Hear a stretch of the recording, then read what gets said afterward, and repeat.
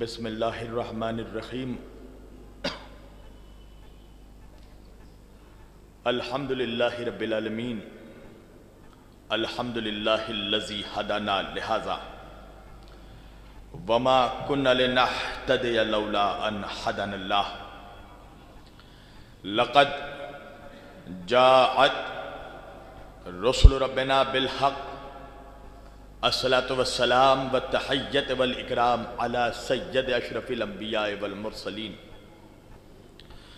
خاتم النبیین طہ و یاسین شفیع المذنبین امام الحرمین والقبلتین وسیلتنا فی الدارین صاحب قاب و قوسین جد الحسن والحسین محبوب رب المشرقین و رب المغربین مولانا و مولا الثقلین سیدنا و نبینا و شفیعنا و طبیبنا و حبیبنا و کریمنا و امامنا و ملجانا و مغیثنا و اولنا و اوسطنا و آخرنا و کلنا حضور جناب ابو القاسم احمد مجتبی محمد مصطفیٰ صلی اللہ علیہ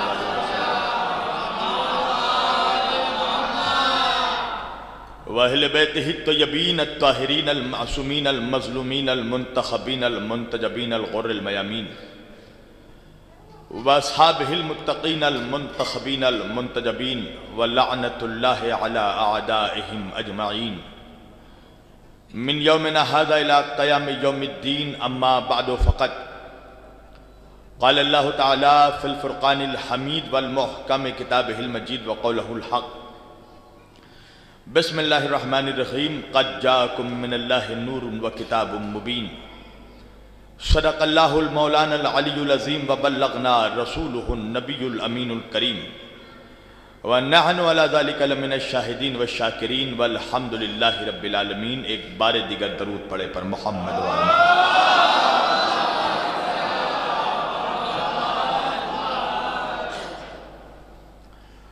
عزیزان گرامی قدر، برادران ملت اسلامیہ، بندگان توحید و عاشقان رسول والے رسول، گدایان دربار بطول و عزاداران سید الشہداء امام حسین ابن علی علیہ السلام، مولا آپ سبوں کے جذبہ ایمانی کو زندہ و سلامت رکھے کہ ایسے شدید موسم میں بھی آپ لوگوں کا اس بارگاہ حسینیہ میں آ کر فرش عزا پر بیٹھنا اس بات کا اعلان کر رہا ہے کہ جو موسموں پہ حکومت کرے اسے حسین کہتے ہیں۔ عزیزان گرامی، میں نے کل اپنے موضوع گفتگو کا اعلان کیا تھا کہ مسلسل انشاءاللہ ذکر اور اہل ذکر یعنی اہل بیت اور قرآن کے حوالے سے گفتگو جاری و ساری رہے گی، اور آج ہم جس خمسہ مجالس کا آغاز پچھلے روز ہم نے کیا تھا، آج ہم اس کے دوسرے مرحلے میں داخل ہو چکے ہیں، اور انشاءاللہ آج بھی میری یہی کوشش رہے گی کہ وہ معروضات آپ تک پہنچایا جائے کہ جو اہل بیت اور قرآن کے ذیل میں اہل بیت کے طفیل وسیلے اور صدقے میں خدا نے اس حقیر کو عطا کیے ہیں۔ عزیزان گرامی، کل بسم اللہ پہ گفتگو ہوئی تھی اور آج گفتگو اس موضوع سے آگے بڑھے گی۔ خداوند کریم نے 114 مرتبہ قرآن میں بسم اللہ الرحمن الرحیم کی آیت رکھی۔ میسم بھائی آپ ذرا سامنے آ جائیے تاکہ میں آپ کے چہرہ انور کی مسلسل زیارت کر سکوں اور مجھے بھی تقویت ملے، اس لیے کہ علی پھٹکار زدہ چہرے والوں کا امام نہیں ہے، علی نورانی چہرے والوں کا امام ہے۔ ہاں، علی کے چاہنے والے اپنے چہروں سے پہچان دیے جاتے ہیں۔ عزیزان گرامی، اللہ فرما رہا ہے قرآن مجید کا سب سے پہلا سورہ، آپ کو کل ہماری بات یاد ہوگی کہ جب مولا کائنات سے تفسیر پوچھا گیا بسم اللہ کی، تو مولا نے فرمایا کہ اگر پوری کائنات کے علم کو سمٹا جائے تو کائنات کا علم قرآن میں سمٹتا ہے، اور اگر قرآن کے علوم کو سمٹا جائے تو پورا قرآن سورہ الحمد میں سمٹ جائے گا، اور سورہ الحمد کو سمٹا جائے تو وہ بسم اللہ الرحمن الرحیم میں سمٹے گا، اب بسم اللہ الرحمن الرحیم کو اگر سمیٹ دیا جائے تو وہ اس کے بے میں سمٹے گا، اور اس بے کو سمیٹ دیا جائے تو وہ بے کے نقطے میں سمٹے گا۔ یہ نقطہ بھی عجیب چیز ہے عزیزان گرامی، عجیب چیز ہے۔ بھئی آپ لوگ یہاں پر اس امام بارگاہ میں آئے، مجلس میں آئے، تو بھئی جب مجلس میں آپ آئے تو راستوں کو دیکھ رہے تھے نا؟ بھئی راستوں کو دیکھ رہے تھے تبھی تو آئے۔ اگر اللہ نے آپ کو بصارت نہیں دی ہوتی تو بجائے دائیں مڑنے کے آپ بائیں مڑ جاتے، ہاں، بجائے بائیں مڑنے کے دائیں مڑ جاتے۔ تو آپ جب راستے سے امام بارگاہ تک آئے تو راستوں کو دیکھتے ہوئے آئے تھے، تو کاہے سے راستے کو دیکھا آپ نے؟ راستے کو آپ نے کاہے سے دیکھا؟ پیشانی سے دیکھا، کانوں سے دیکھا، گلے سے دیکھا، سینے سے دیکھا، ہاتھ سے دیکھا۔ کہا مولانا کیسی بہکی بہکی بات کر رہے ہیں؟ کان سے سنا جاتا ہے، ہاتھ سے چھوا جاتا ہے، زبان سے چکھا جاتا ہے، دل سے محسوس کیا جاتا ہے، فقط آنکھوں سے دیکھا جاتا ہے۔ اللہ اکبر۔ تو آپ نے راستے کو کاہے سے دیکھا؟ کہا آنکھوں سے دیکھا۔ اچھا کائنات کو کاہے سے دیکھتے ہیں؟ کہا آنکھوں سے دیکھتے ہیں۔ میں نے کہا عجیب بات ہے، پیشانی سے کیوں نہیں دیکھتے؟ کانوں سے کیوں نہیں دیکھتے؟ سینے سے کیوں نہیں دیکھتے؟ ہاتھوں سے کیوں نہیں دیکھتے؟ پیروں سے کیوں نہیں دیکھتے؟ کہا اس لیے مولانا کہ ان سب چیزوں میں اللہ نے نور نہیں دیا ہے۔ اللہ جانے آپ کہاں سن رہے ہیں؟ نور فقط آنکھوں میں دیا ہے، اور جب تک آنکھوں میں نور سلامت ہے تبھی تک آنکھیں دیکھ سکتی ہیں۔ بھئی آنکھ کیا ہے؟ ایک چھوٹا سا نقطہ، ایک چھوٹے سے نقطے میں اللہ نے پوری کائنات کو سمیٹ دیا۔ عجیب بات ہے، ایک چھوٹے سے نقطے میں اللہ کائنات کو سمیٹ دے، کسی کو اعتراض نہیں ہوتا، اور ایک نقطے میں اگر قرآن سمیٹ جائے،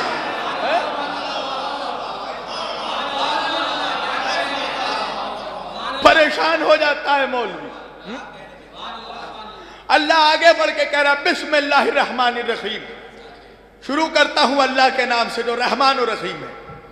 الحمدللہ رب العالمین، تمام حمد ہیں عالمین کے لیے، عالمین کے رب کے لیے جو کائنات کا پالنے والا ہے۔ الرحمن الرحیم پھر کہا، اللہ اکبر، جو رحمان بھی ہے رحیم بھی ہے۔ مالک یوم الدین، جو مالک ہے روز جزا کا۔ ایاک نعبد و ایاک نستعین، سارے مولوی جو کائنات میں تماشا کر رہے ہیں وہ اسی ایک آیت سے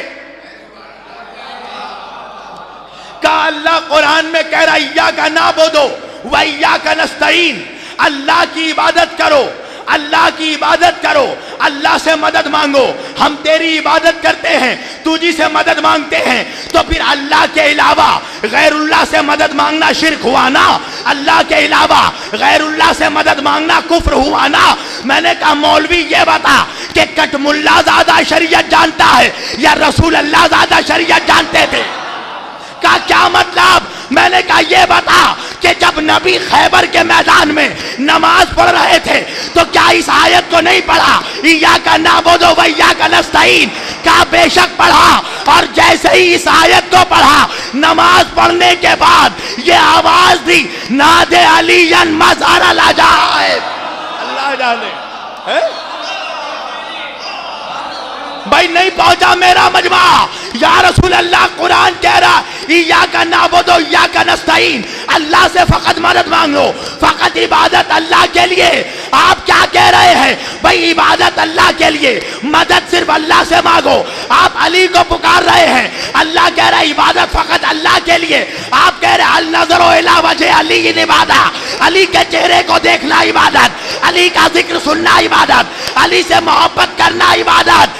عجب نہیں کہ رسول اللہ مدینے سے آواز دے، بتانا تو یہی چاہتا ہوں، عبادت اللہ کی ہوتی ہے، مدد اللہ کرنے والا ہے، مگر مدد کرواتا ہے علی کے ذریعہ۔ اللہ اکبر۔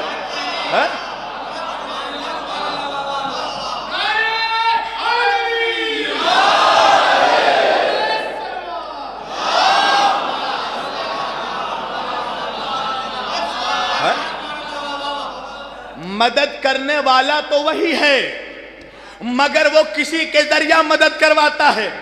اچھا ایک ہی آیت میں کیوں رک جاتا ہے مولوی؟ آگے کیوں نہیں پڑھتا؟ اللہ نے قرآن میں یہ بھی تو کہا کہ ہم موت دیتے ہیں، زندگی بھی ہم دیتے ہیں، حیات بھی اللہ دیتا ہے، موت بھی اللہ دیتا ہے. تو پھر اللہ کو چاہیے تھا ڈائریکٹ آ کر مولوی کی روح قبض کر لے. بھائی ملک الموت کو کیوں بھیجا؟ بارش برسانا اللہ کا کام، برساتا ہے فرشتوں کے ذریعہ. موت دینا اللہ کا کام، دیتا ہے فرشتے کے ذریعہ. رزق دینا اللہ کا کام، دیتا ہے فرشتے کے ذریعہ. ارے فرشتے کے ذریعہ تجھے رزق ملے تو پرابلم نہیں ہوتا، اور علی کے ذریعہ ہمیں رزق ملے.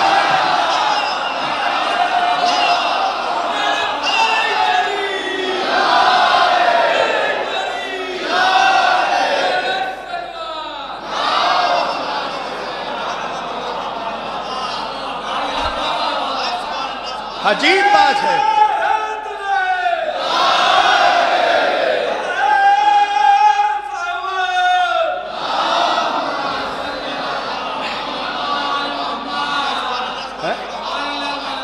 بھائی اللہ کچھ ڈائریکٹ کرواتا ہی نہیں، جو کرواتا ہے وسیلے کے ذریعہ.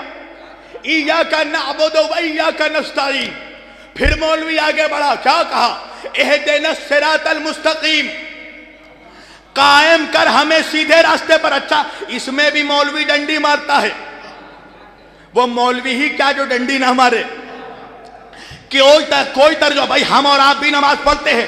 آپ یقین جانیے کہ جب علی والے اہدنا الصراط المستقیم کہتے ہیں تو ہمارا عقیدہ یہ ہوتا ہے اے اللہ ہمیں قائم کر، ہمیں قائم کر سیدھے راستے پر. مگر جب دشمنان وہ لوگ، اب وہ لوگ سے آپ سمجھ جائیے کون لوگ، سہارنپور سے لے کر سعودی عربیہ تک ان سارے لوگوں نے ترجمہ کیا کیا؟ اے اللہ ہمیں سیدھا راستہ دیکھا. بھئی عجیب بات ہے، اگر صرف 10 برس تک کہتا مجھے پرابلم نہیں ہوتا، 20 برس تک کہتا مجھے پرابلم نہیں ہوتا، مولوی 30 برس کا ہو گیا تب بھی کہا دیکھا، 40 برس کا ہو گیا تب بھی کہا دیکھا، 50 برس کا ہو گیا تب بھی کہا دیکھا، قبر میں بھی چلا گیا تب بھی کہا دیکھا. مگر ہم کہتے دیکھا نہیں، ہمیں قائم کر، ہمیں قائم کر. اس لیے کہ صراط مستقیم کو ہم تو قبر کے اندر جا کر دیکھیں گے. اللہ اکبر، اللہ اکبر.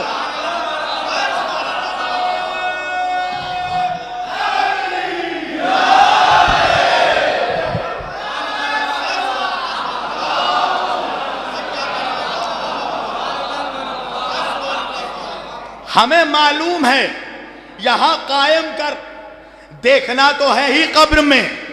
اللہ اکبر. بھائی قبر سے وہ ڈرے نا کہ جن کے قبروں میں سانپ آتے ہو، بچھو آتے ہو، کیکڑے آتے ہو. مولوی ہمیں ڈراتا ہے ارے آپ کا قبر میں کیا ہوگا؟ قبر میں سانپ آتے ہیں، قبر میں بچھو آتے ہیں، قبر میں حشرات الارض آتے ہیں. میں نے کہا ہاں ہاں آئے ہوں گے، تیرے باپ دادا کی قبر میں آئے ہوں گے، تیرے آبا و اجداد کی قبر میں آئے ہوں گے. علی والوں کی قبر میں سانپ نہیں آتا. اس لیے کہ سانپ کیسے آئے؟ سانپ سے پہلے سانپ کا کلہ چیرنے والا.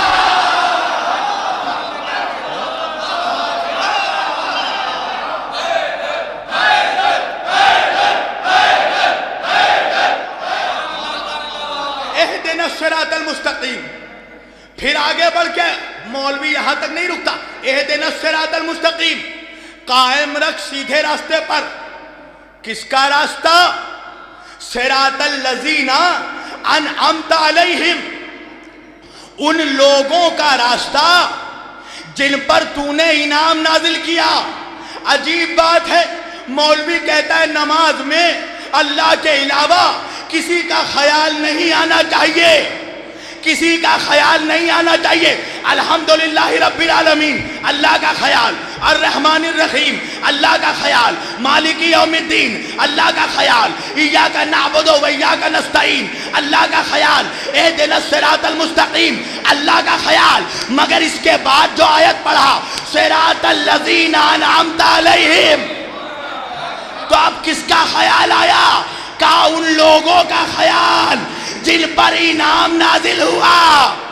اللہ اکبر اللہ اکبر. اچھا ان لوگوں پہ جن پر نعمتیں نازل ہوئی. اب یہ بڑا ڈیپ سبجیکٹ ہے، میں انشاءاللہ اس پہ کل یا پرسوں گفتگو کروں گا.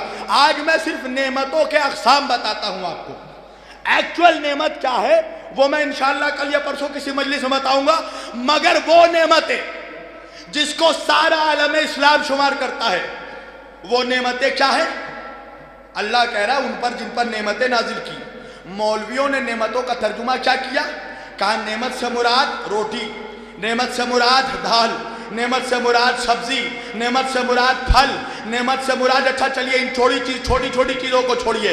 نعمت سے مراد کیا ہے؟ کہا سورج کی روشنی اللہ کی نعمت، چاند کی چاندنی اللہ کی نعمت، آسمانوں کے برسات اللہ کے نعمت، بادل سے گرتا ہوا پانی اللہ کی نعمت، آسمانوں کا شامیانہ اللہ کا نعمت، ستاروں کی چمک اللہ کی نعمت، پھولوں کی مہک اللہ کی نعمت. میں نے کہا بھائی یہ اللہ کی نعمت کیسے ہو گئی؟ سورج کی روشنی اللہ کی نعمت کیسے ہوئی؟ چاند کی چاندنی اللہ کی نعمت کیسے ہوئی؟ پھولوں کی خوشبو اللہ کی نعمت کیسے ہوئی؟ ستاروں کی چمک اللہ کی نعمت کیسے ہوئی؟ کیا اس لیے مولانا کہ جب ان سب چیزوں پہ نظر کیجئے گا، ان سب چیزوں کو دیکھیے گا تو فقط اللہ ہی یاد آئے گا، اللہ ہی یاد آئے گا. کیا مطلب؟ کہ اگر چاند کو دیکھو گے تو چاند بنانے والا یاد آئے گا، سورج کو دیکھو گے تو سورج کا خالق یاد آئے گا، پھولوں کو دیکھو گے تو پھولوں کو پیدا کرنے والا یاد آئے گا، آسمانوں کو دیکھو گے تو آسمانوں کو بلندی دینے والا نظر آئے گا، ستاروں کو دیکھو گے تو ستاروں کو چمک دینے والا نظر آئے گا، بارشوں کو دیکھو گے تو بارش کا برسانے والا یاد آئے گا، پہاڑوں کو دیکھو گے تو پہاڑوں کا بنانے والا یاد آئے گا، دریاؤں کو دیکھو گے تو دریاؤں کو بہانے والا یاد آئے گا، آسمانوں کو دیکھو گے تو آسمانوں کا بنانے والا یاد آئے گا. میں نے کہا بات سمجھ میں آ گئی. آسمان کو دیکھا اللہ یاد آیا، زمین کو دیکھا اللہ یاد آیا، چاند کو دیکھا اللہ یاد آیا، ستاروں کو دیکھا اللہ یاد آیا، پھولوں کو دیکھا اللہ جانے میں لکھنؤ میں پڑھ رہا ہوں یا کہیں اور پڑھ رہا ہوں، بھائی پھولوں کو دیکھا اللہ یاد آیا، چاند کو دیکھا اللہ یاد آیا، ستاروں کو دیکھا اللہ یاد آیا. اب ہمیں سمجھ میں آ گیا کہ آج 1400 برس ہو گئے مولوی کو علم سے، تعزیے سے، تابوت سے پرابلم کیوں ہے؟ اس لیے کہ علم کو دیکھا حسین یاد آیا، علم کو دیکھا عباس یاد آیا.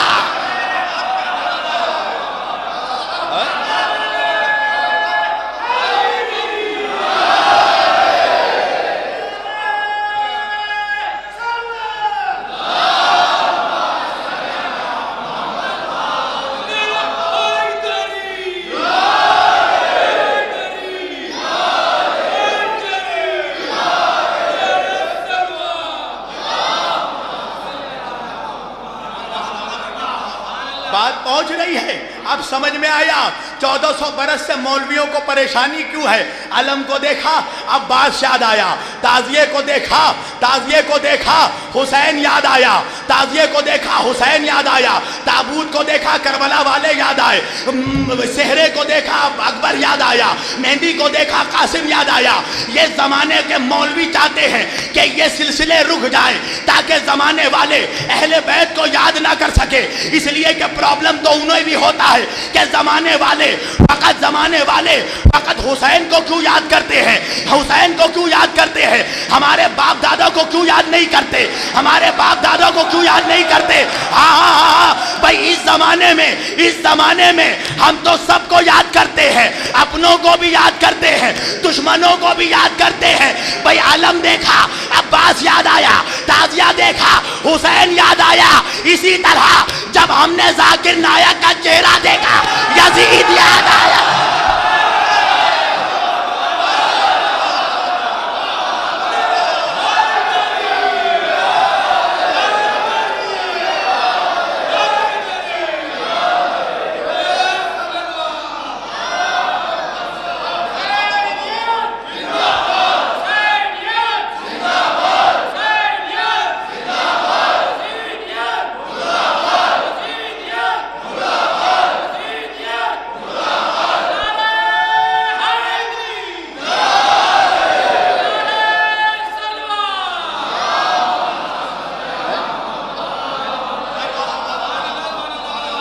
بھائی ہر مخصوص چیزیں ہیں.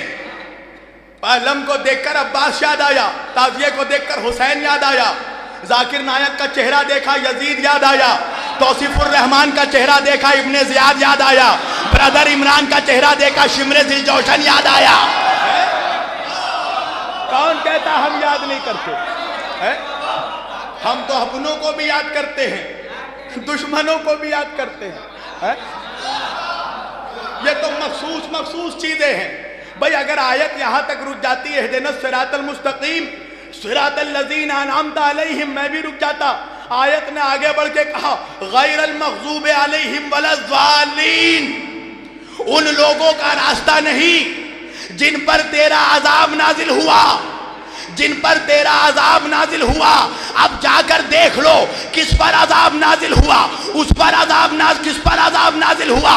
بھئی ایک طرف وہ جنازہ ہے، ایک طرف وہ جنازہ ہے جسے ہزاروں لوگ کاندھا دے رہے ہیں، ایک طرف وہ جنازہ ہے جس پر کتوں نے آ کر استنجا کر دیا۔ اب اللہ جانے آپ کہاں ہیں، اللہ جانے۔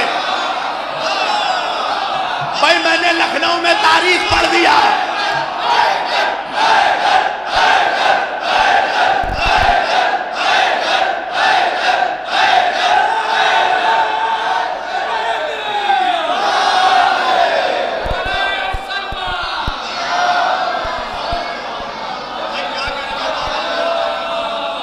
بھئی یہی تو مسئلہ ہے نا لوگوں کا۔ آج 1400 برس کے بعد بحث ہو رہی ہے کربلا میں کون جیتا کون ہارا، کون فاتح تھا کون ہار گیا، کس کو شکست ملی کس کو جیت ملی۔ ارے کوئی بات نہیں ہے، کوئی پریشانی کی بات نہیں ہے، تو یہ تو زمانے والوں نے فیصلہ کر لیا۔ کبھی لکھنؤ والوں تم نے دیکھا کہ جب الیکشن تمام ہو جاتا ہے، الیکشن تمام ہونے کے بعد چناؤ جب سماپت ہو جاتا ہے تو انصاف سے بتاؤ جلوس کس کا نکلتا ہے؟ ہارنے والے کا نکلتا ہے یا جیتنے والے کا نکلتا ہے؟ بھئی ہم 1400 برس سے حسین کا جلوس نکال کر بتا رہے ہیں کربلا میں یزید ہار گیا، حسین جیت گیا۔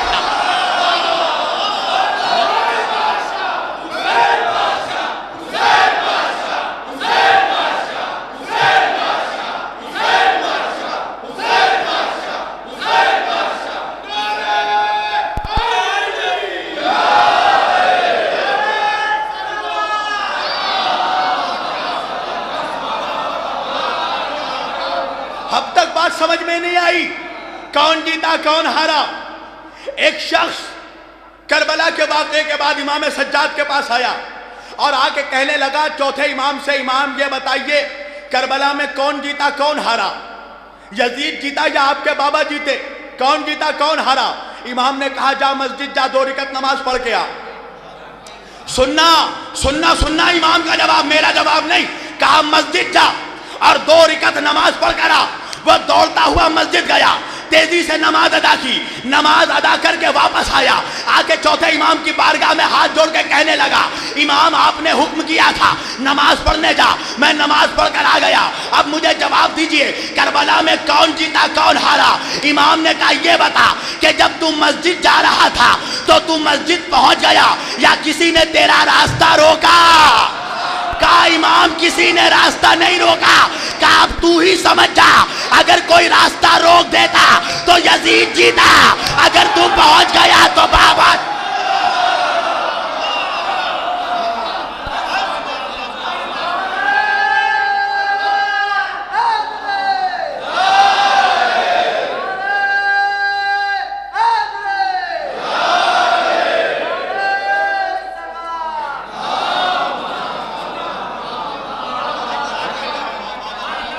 اگر کوئی تیرا راستہ روک دیتا تو سمجھنا یزید جیتا، اور اگر تو آرام سے نماز پڑھ کر واپس لوٹ گیا تو سمجھ جا میرا بابا جیتا۔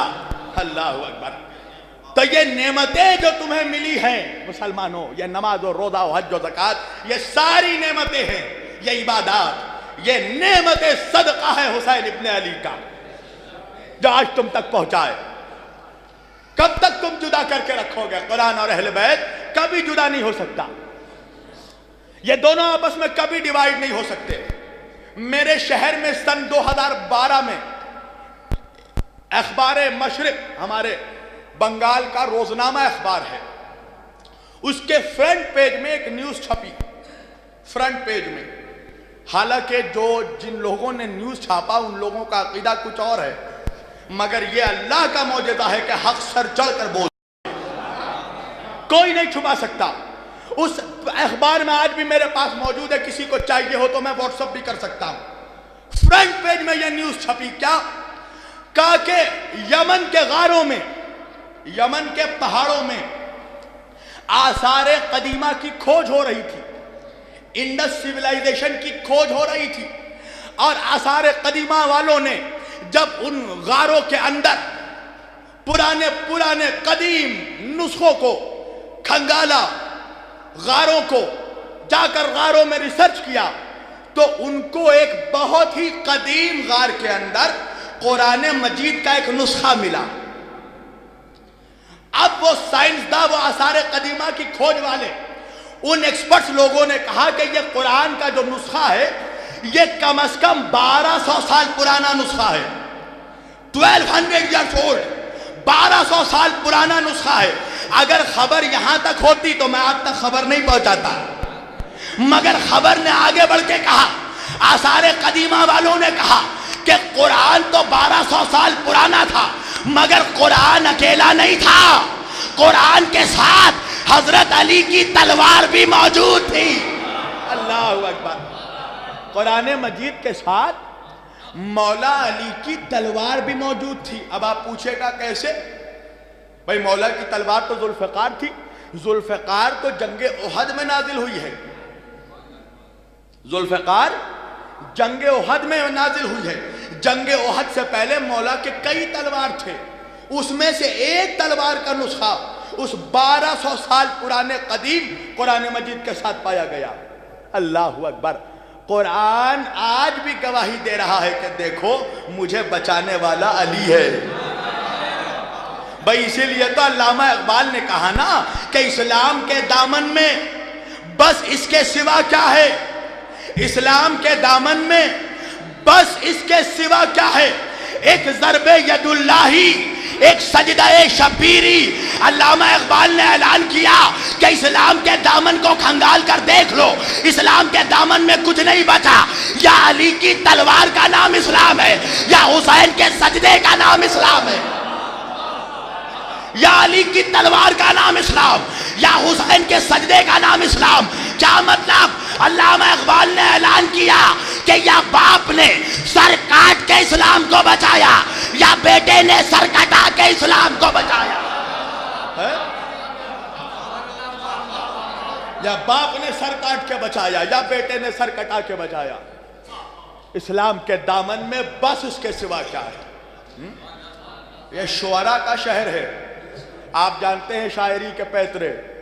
علامہ اقبال چاہتے تو ادھر ادھر بہر لفظ ادھر ادھر کر کے صرف لگا دیتے، فقط لگا دیتے۔ یہ بس کا انتخاب کیوں کیا؟ بس اس کے سوا کیا ہے؟ بس بس بس پتہ چلے گا جب قرآن پڑھو گے۔ قرآن کا آغاز بسم اللہ، بے سے قرآن ختم ہوا، والناس سین پہ بے اور سین کو ملایا، بس اس کے سوا کیا ہے؟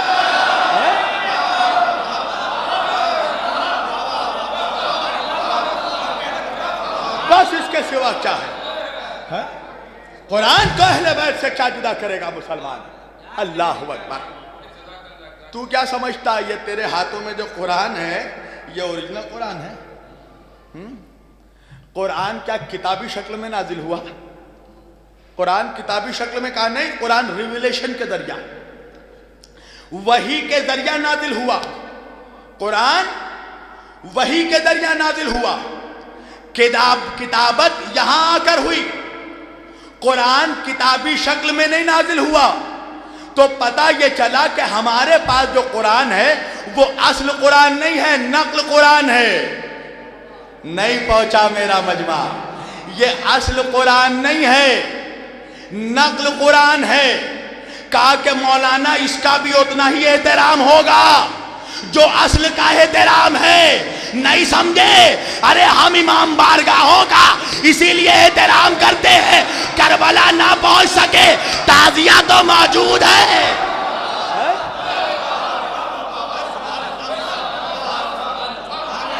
اور قرآن کے لیے شرط ہے بسم اللہ الرحمن الرحیم، لا یمسہ الا المطہرون،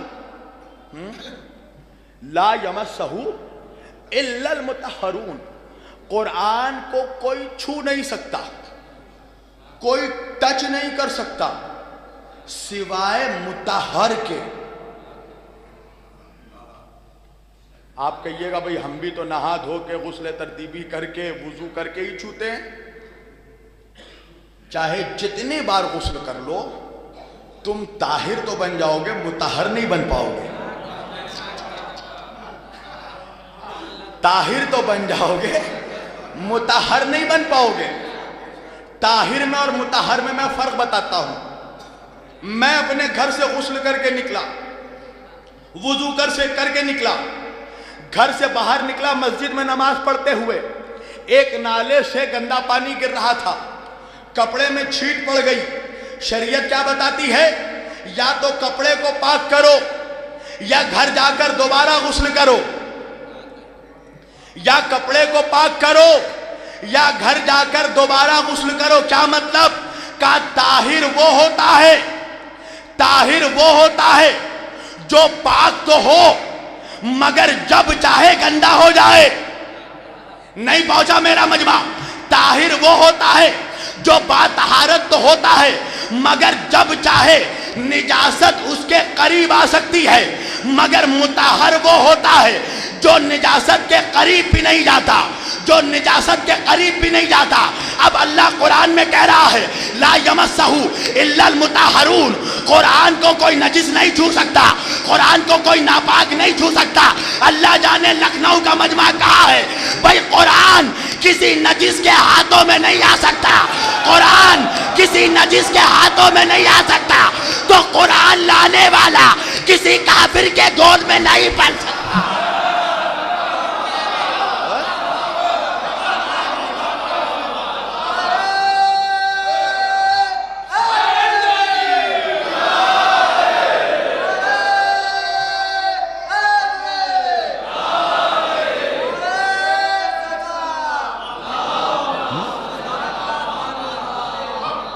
قرآن کسی نجس کے ہاتھوں میں نہیں آ سکتا، تو پھر قرآن لانے والا جس کے سینے پہ قرآن نازل ہوا وہ کسی کافر کے گود میں آ سکتا ہے؟ شرم نہیں آتی مسلمانوں؟ بھائی اللہ قرآن میں فرما رہا ہے بسم اللہ الرحمن الرحیم، انما یرید اللہ لیذھب عنکم الرجس اہل البیت ویطہرکم تطہیرا۔ اللہ یہ چاہتا ہے، ملا نہیں۔ قرآن کیا ہے؟ جس کو صرف مطہر چھو سکتے ہیں، صرف مطہر چھو سکتے ہیں۔ اہل بیت کون ہے؟ انما یرید اللہ لیذھب عنکم الرجس اہل البیت ویطہرکم تطہیرا۔ اللہ یہ چاہتا ہے کہ اے اہل بیت ہم آپ سے رجس کو دور رکھے۔ اب رجس میں ساری گندگی آ گئی، نجاست، گندگی، گناہ، سارے عیب۔ اللہ کہہ رہا ہے میرے اہل بیت ہم آپ سے رجس کو، نجاست کو دور رکھنا چاہتے ہیں، ہم آپ کو نجاست سے دور رکھیں گے۔ مگر وہ فضائل اہل بیت ہی کیا جو مولوی سے ہضم ہو جائے؟ آیتوں میں تو ڈنڈی نہیں مار سکتا، ترجمے میں ضرور مارے گا۔ کیا ترجمہ کیا مولوی نے؟ کہ اس آیت کا مطلب یہ ہے، ترجمہ یہ ہے کہ اے اہل بیت ہم آپ کو نجاست سے پاک کریں گے۔ دیکھیے ہم آپ کو نجاست سے پاک کریں گے۔ میں نے کہا مولوی تو ایک جگہ بچنے کی کوشش کرتا ہے، اللہ دوسری جگہ پھنسا دیتا ہے۔ کہا وہ کیسے؟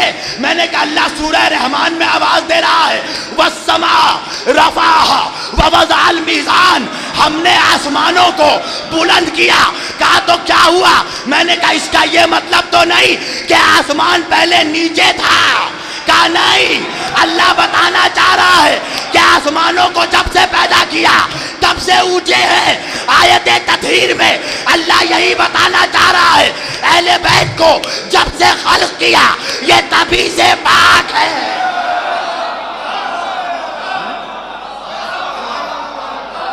یہ تبھی سے پاک ہے۔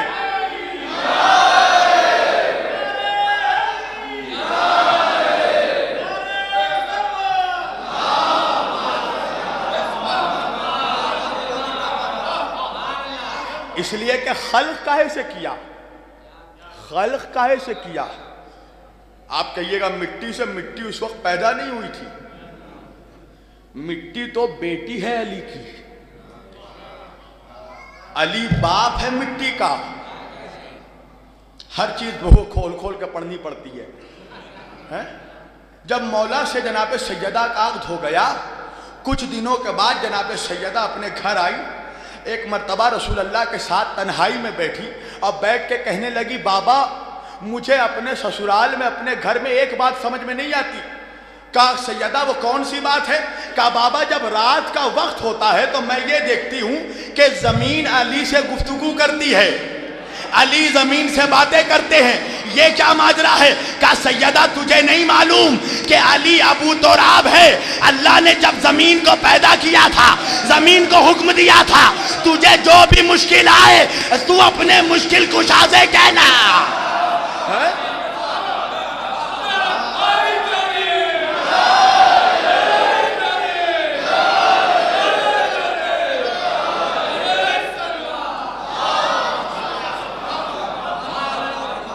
پاک رکھیں گے، کریں گے نہیں۔ اچھا چلو ایک اور آیت دیکھتے ہیں، قرآن کا جواب قرآن سے پوچھو۔ اللہ فرما رہا ہے بسم اللہ الرحمن الرحیم طہارا بیت للطائفین والعاکفین ورکع السجود۔ اللہ حضرت ابراہیم اور اسماعیل سے خطاب کر رہا ہے۔ حضرت ابراہیم خلیل اللہ، اسماعیل ذبیح اللہ علیہ السلام سے خطاب کر کے کہہ رہا، کیا کہہ رہا ہے؟ طہارا بیت، دیکھو میرے گھر کو پاک رکھو۔ علی کے ذکر کا معجزہ ہی وہی ہے جو سناٹوں کو چیر ڈالے۔ طہارا بیت، کعبے کو پاک رکھو، کرو نہیں، پاک رکھو، کعبے کو پاک رکھو۔ اللہ جانے میرا مجمع کہاں ہے؟ کعبے کو پاک رکھو کس سے کہہ رہا ہے؟ ابراہیم سے، اسماعیل سے۔ کعبے کو پاک رکھو۔ میں کہوں گا پروردگار اگر ابراہیم اور اسماعیل کو کبھی موت نہ آتی تب تو میں یہ سمجھ جاتا کہ قیامت تک کعبے کو ابراہیم اور اسماعیل پاک رکھ رہے ہیں، مگر ابراہیم کو بھی موت آئی، اسماعیل کو بھی موت آئی، تو پروردگار جب ابراہیم نے بھی پردہ کر لیا، اسماعیل نے بھی پردہ کر لیا، تو پھر کعبے کو کس نے پاک کیا؟ کہ ابراہیم تو چلا گیا، اولاد ابراہیم باقی تھی۔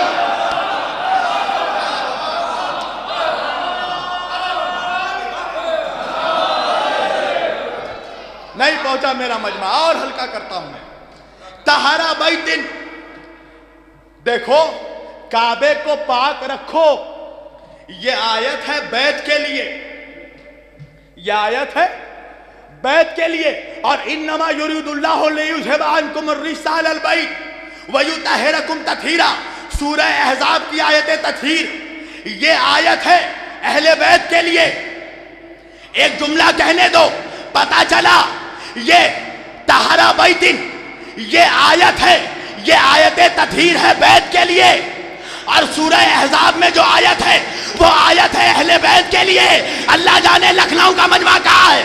بھئی یہ آیت ہے بیت کے لیے، وہ آیت تطہیر اہل بیت کے لیے۔ اسے بھی پاک رکھنے کا حکم، اسے بھی پاک رکھنے کا حکم، مگر دونوں میں فرق ہے۔ جب بیت کی بات آئی کہا ہے میرے نبیوں تم پاک رکھو گے، جب اہل بیت کی بات آئی اللہ نے کہا میں پاک رکھوں گا۔ اللہ اکبر، اللہ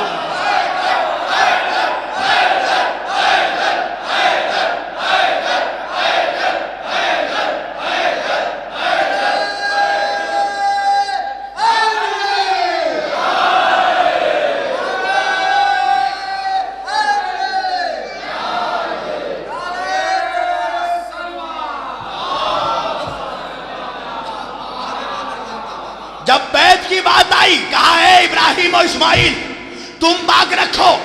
جب اہل بیت کی بات آئی تو کہا ہم پاک رکھیں گے. بس میں اپنی تقریر بس آخری نقطہ دے کر سمیٹ رہا ہوں. اللہ کہہ رہا ہے کہ طہارا بیتن للطائفین والعاکفین ورکع السجود. اے ابراہیم و اسماعیل, اے میرے نبیوں, کعبے کو پاک رکھو. کن کے لیے؟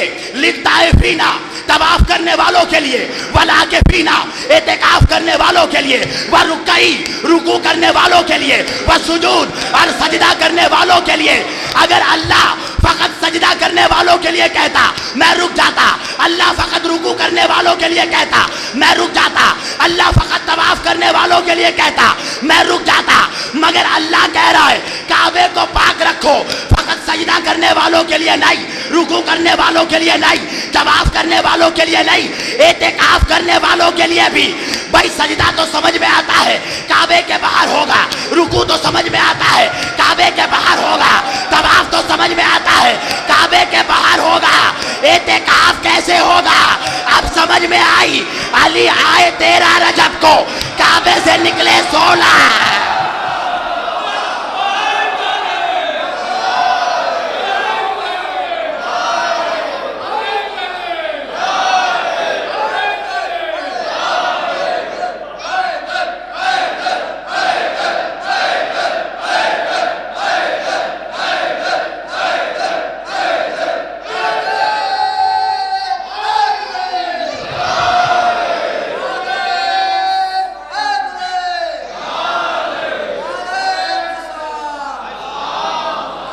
بھائی طواف کعبے کے باہر ہوگا نا, سجدہ کعبے کے باہر ہوگا نا, رکوع کعبے کے باہر ہوگا نا, مگر طواف تو کعبے کے اندر ہوگا.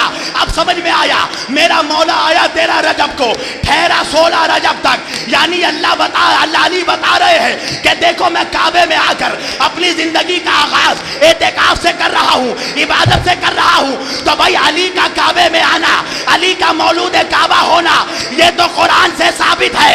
اگر مولوی کو علی کے کعبے میں آنے سے پرابلم ہے تو یا تو قرآن سے اس آیت کو نکال دے, یا تو کائنات میں کوئی ایسی ماں دکھا دے جس نے اپنے بچے کو کعبے میں پیدا کیا.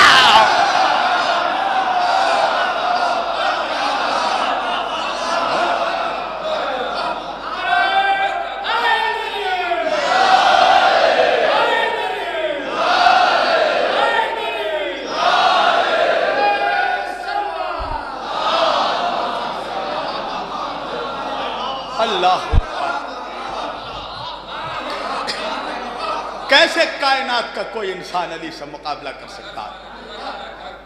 اللہ فرما رہا ہے اِنَّا خَلَقْنَا الْإِنسَانَ مِن نُطْفَةٍ أَمْشَاجٍ نَبْتَلِيهِ. ہم نے کائنات کے ہر انسان کو نجس نطفے سے پیدا کیا. تو پیدا ہوا حالت نجاست میں, علی آیا حالت عبادت میں. اللہ اکبر. اس لیے کربلا میں عبادتوں کو بچایا تو علی کے بیٹے نے, کربلا کے بعد سجدوں کو بچایا تو سید سجاد نے. تاریخ لکھنے والے نے ظلم تو لکھ دیا, مگر ساتھ ساتھ یہ لکھنے پہ بھی مجبور ہو گیا کہ سجاد کی اور سجاد کے تمام گھر والوں کی کربلا سے لے کر شام تک ایک رکعت نماز بھی قضا نہیں ہوئی. اللہ اکبر. سلام ہو ایسے عبادت گزار پر کہ جس کے سر پہ کانٹوں والا تاج تھا, جس کے کمر میں توق تھا, جس کے ہاتھوں میں ہتکڑی تھی, مگر اس سجاد نے کبھی نماز شب بھی قضا نہیں کیا. عزیزوں, میرے مولا سے جب پوچھا گیا نا سید سجاد سے کہ امام یہ بتائیے کہ سب سے زیادہ ظلم کہاں پہ ہوا, امام نے کبھی کربلا کا نام نہیں لیا. امام نے 3 مرتبہ کہا الشام الشام الشام. پوچھنے والے نے پوچھا مولا شام میں کیا ہوا؟ مولا اکبر کے سینے پہ تو برچھی کربلا میں لگی، اصغر کے گلے پہ تیر کربلا میں لگا، قاسم کا لاشا کربلا میں پامال ہوا، آپ کے بابا کا سر کربلا میں نیزے پہ اٹھایا گیا۔ امام، شہادت تو آپ کی وراثت ہے، پھر شام میں ایسا کیا ہو گیا؟ کہا میرے بھائی یہ بتا، شہادت تو ہماری وراثت ہے مگر ماں بہنوں کا بے پردہ گھومنا، بازاروں سے میری پھوپھی کا ہاتھ پسے گردن بندنا، کیا یہ بھی ہماری وراثت ہے؟ حاضروں میں کیا بتاؤں، ایک ایسا مقام آیا شام کے راستے میں کہ میرے مولا کا سر نیزے سے، نیزہ امام حسین کا سر جس نیزے پہ تھا گر کے زمین پر گڑ گیا، امام کا سر زمین پر گڑ گیا۔ جو راستہ سوار لوگ تھے انہوں نے راستہ روک دیا، شمر اپنے گھوڑے سے اترا، آ کر کہنے لگا کہ کس کے حکم سے قافلہ رکا ہے؟ کہا ہم کیا کریں، حسین کا نیزہ زمین پر گڑ گیا ہے، ہم چاہتے ہیں نکالنا، نیزہ نکلتا نہیں ہے۔ پتہ ہے عزیزو شمر نے کیا کیا؟ شمر نے نیزہ نکالنے کی کوشش نہیں کی، شمر سر حسین کے پاس نہیں آیا، اپنا گھوڑا نکالا، سجاد کے پاس گیا، سجاد کے پشت پہ گھوڑے مارنے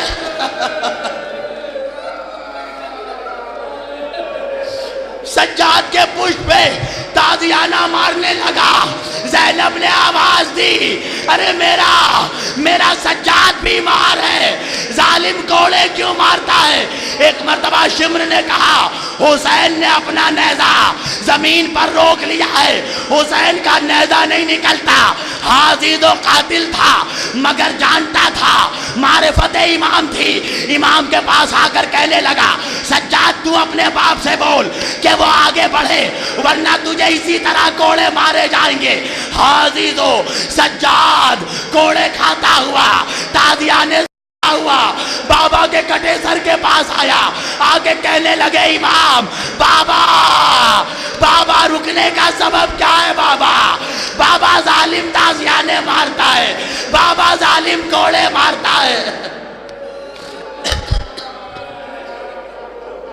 پتہ ہے کٹے ہوئے سر سے آواز آئی سجاد مجھے بھی گوارا نہیں میرے لال کہ کوئی تجھے تازیانے مارے، کوئی تجھے کوڑے مارے۔ کہا بابا تو رک کیوں گئے بابا؟ کہا سجاد میری سکینہ اونٹنی کے پشت سے گر گئی ہے، میری سکینہ کو تلاش کر، میری بیٹی